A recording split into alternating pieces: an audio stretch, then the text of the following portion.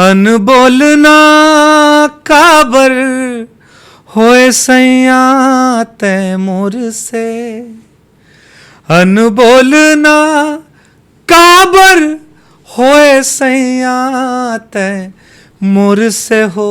मैं तो तरस तरस मर जई हूँ बिगर बोले से, मैं तो तरस तरस मर जई हूँ बिगर बोले से। शूटिंग के दौरान कोई चैलेंज, कोई कहानी, किस्सा याद हो इसका?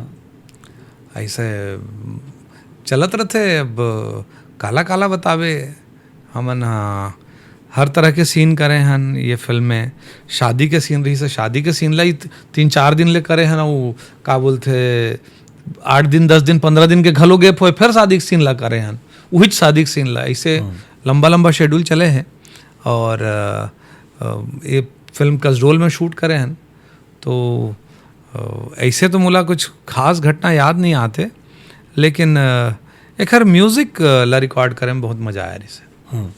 दूसरा गाना कौन सा फेवरेट बताए? पहला तो 7 वचन हो गए। दूसरा गाना एमा मोर फेवरेट है जिनला मैं ये फिल्म में डाले हूँ, अनबोलना काबर होए सैया तैमूर से। वो मोर बहुत पसंदीदा गाना है।